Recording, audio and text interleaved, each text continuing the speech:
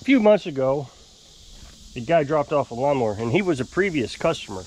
I'd done a little bit of work for him. I remember putting new tires on his machine. It was a John Deere, and maybe a service. I probably did a service. I also had to adjust the brakes. So I did all that last year, and he seemed satisfied. So this year, he said it wouldn't start. So I said, okay, bring it on over. So he brings it over, and he said it was sparking. Every time he tried to start it, it would spark. So I said, okay, bring it over. I figured it was probably the ignition solenoid going out. That's what I told him over the phone, probably the ignition solenoid.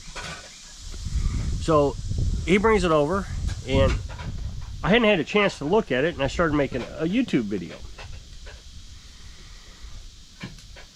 And while we were on the video, I turned the key, just, I don't know, because I was making a video with you, and I saw the spark. Turned out the battery cable was loose. So I went and got my battery nut and bolt kit, because, you know, it takes a unique nut and bolt. Nothing fancy, just kind of unique. So I have a kit down there that I can just replace them. I grabbed one. You know, it was probably 50 cents. And I put it on there, started right up. Everything was fine. So I have an hourly fee. And so usually what I charge is 1 hour, even if it only takes a few minutes to repair. And the reason I do that is because you got to unload and load time and, you know, all that stuff.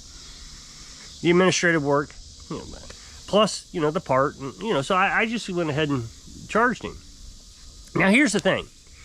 I tell folks on YouTube all the time that I don't charge a diagnostic fee. And I feel like I get more business that way because I can tell people, they'll ask how much you charge to do such and such. And I said, well, just bring it over. I'll take a look at it. It's totally free. And if I figure out what's wrong with it within the first 15 minutes, you know, don't get charged anything. I'll let you know what it costs to get it fixed. And they bring it over. Well, even if the price is a little bit higher than they were hoping for, they're more than likely going ahead and leave it here because it's a real pain to come pick it up and take it someplace else. I feel like I get more business. On the other hand, there are times that I don't get business. Or, you know, I lose some money on it. Especially with weed eaters. Weed eaters is a big one. You know, they forget to put 2-cycle oil in it. They start it up, it dies. They bring it over, and I tell them it's shot. Well, I don't charge for that because it was in the 15-minute diagnostic. And the thing is you can get 5, 6, or 10 of those in a row, and you think, man, this is a losing business. But not really. I mean, if I was more busy, maybe I would start charging a diagnostic fee because I don't want to take those kind of jobs without getting paid, because if I got my time in the weed eater, I can't be working on this machine. But I'm not, you know, so busy that I can't do that. 15 minutes, even if I spent 2 hours a day diagnosing things I never get paid for, I'd still come out a little bit ahead. So it just makes sense to me. Although every time I get a weed eater that I don't get paid for, the comment section just lights up. You need to charge diagnostic fee. You need to charge. If I were you, I'd charge that. Well, I don't know if you really understand what that means. You charge a diagnostic fee to tell somebody your equipment's junk. So now they got to pay you the diagnostic fee. Why would they do that? That's the first question. Why would they drive all the way over here to give you money and leave empty-handed? Just so they can go over to Home Depot and buy a new one. They won't. Even if it means that I'll never do business with them again, okay. They'll just try to find somebody else. Or at least initial thinking will be, well, I'll just go to somebody else. Why would I go back to him? I already ripped him off.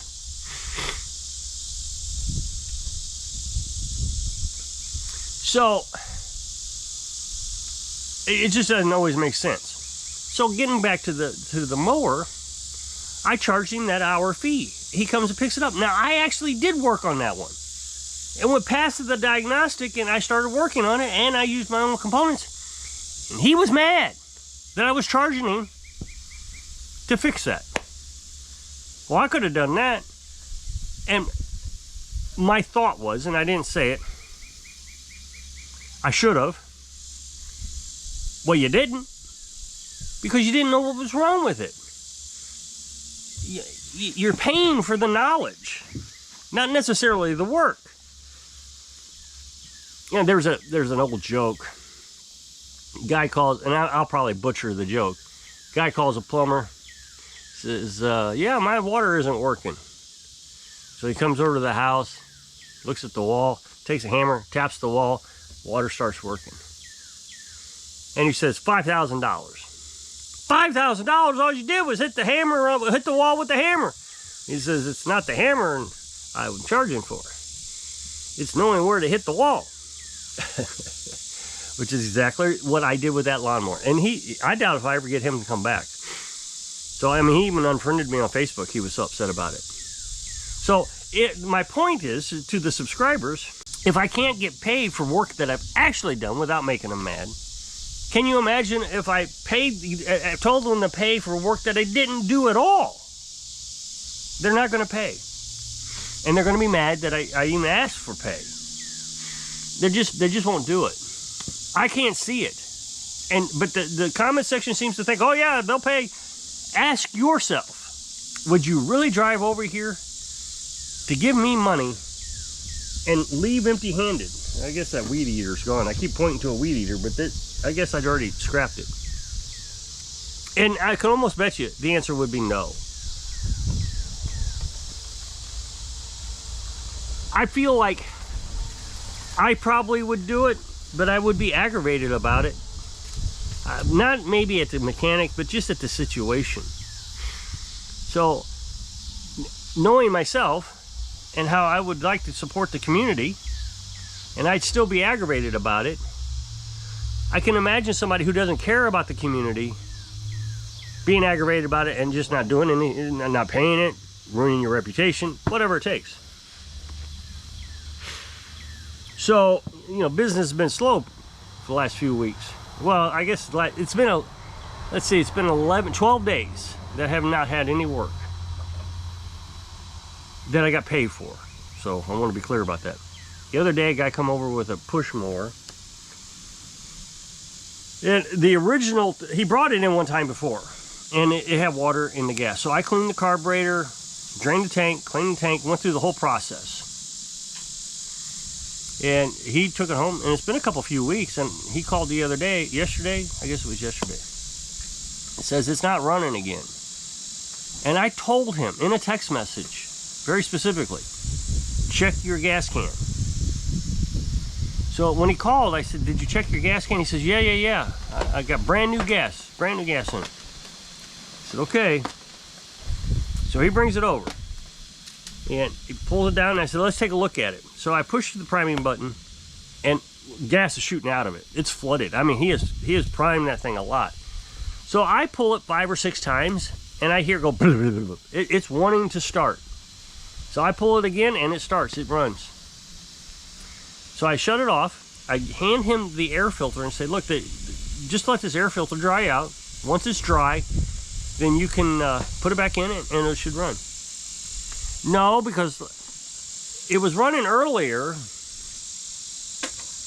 It died, so we tried to start it back up, and it wouldn't start. So he's saying something made it die.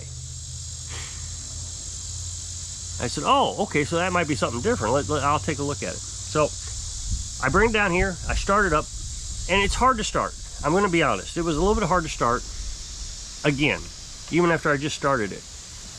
But still, 3 or 4 pulls. I mean, it wasn't outlandish, but I understood maybe. And the guy's a young guy, so it's not like he didn't have the strength to pull it. So I get it started, and I start mowing this down here. I told you the other day I didn't get this mowed. So fortunately, that was still available to mow. So I mowed all that with the push mower. And as I was coming up the hill one time, it started to sputter. And it recovered. It didn't do it again. Well, I know exactly what that was. It's water in the gas. That water is rolling around the bottom of the tank, and when I came up the hill, it rolled down into the bowl, sputtered. Last little bit of water in the gas is what it was. And I finished the yard, came up here, I zip tied it, the bale, and just let it sit for probably, I don't know, probably a good 45 minutes. Just letting it run. It ran fine, nothing. So then I shut it off. I let it sit for 10 minutes and started back up just to make sure that the heat soaked, because, you know, you don't have any cooling fans or anything when it's just sitting there. Make sure the heat soak didn't, you know, damage, you know, like the ignition coil or make the gas vent not work. Came back out, started right up. So I gave it back to him. He hasn't complained, so it must have worked when he got home. So I didn't get to charge for that because that was just a diagnostic. Now, somebody's going to say, no, your diagnostic was 45 minutes. Well, not really.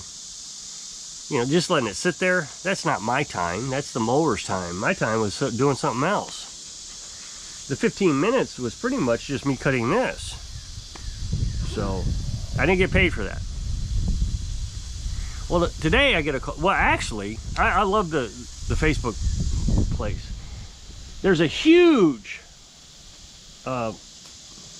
community Facebook page, and it encompasses a lot of the area. I mean, huge. It goes all the way up north, probably 100 miles. It's huge. So when they post in that page, I always think, well, I'll just throw my card out there and we'll see what happens. But I doubt I'll get anything from that page. Well, somebody posted, and I didn't see it right away, but the neighborhood did. So everybody's saying my name, my name, my name, my name, and you know, the @ symbol, tagging me. I guess that's what it's called. So when I finally log on, it's a good half hour since they posted. So I went ahead and posted my business card, said I'd like to take a look at it, but I didn't expect anything. And they called within a few minutes, and they're just, I don't know, 15 miles away maybe. So they said they got a riding mower that it'll start up. You know, they push the brake in, it'll start, but as soon as they let the brake off, it dies. So that's typically like a seat switch, maybe a PTO switch, possibly the reverse switch, but typically the seat switch. So he brings it over, and we unlock, you know, it's got the hydraulic thing that you got to unlock, you know, pull out for the transmission and release the brake, and it won't roll backwards. So I pick it up and kind of roll it backwards off the trailer, and then I set it down on the ramps to rest. I was just going to rest, and it started rolling back on its own. So it locked up for a minute, is what I'm saying, and then it released. So maybe the transmission oil is old or something in it, and it got clogged up, and then we just had to force it out. Whatever. But that is that's totally unrelated to anything that would have been a switch. So I really don't see the connection to that. So I get the beast, I tow it around here, and he heads home. And I jump on it, and I start it with my foot on the brake, and fully expecting it to die when I let off the brake. It doesn't die. So I put it in gear, run it back and forward. Doesn't die, it's still running. I turn on the PTO, everything's running. I hit the reverse switch, because when the PTO is on, you have to hit the reverse switch to be able to mow backwards. So mow backwards. Everything's working. So we take a video of it, and then I go down and I cut some grass, because I had some the John Deere gets in that grass there with the where the chicken coop used to be, and it doesn't do a very good job in that area. So you always got some stragglers. So I went down there and I cut those stragglers down. Did great, backed up, all of it. I got off the seat to make sure it would die. When you let off the seat switch, it died just like it was supposed to. So I come back up here, I send the video of it running.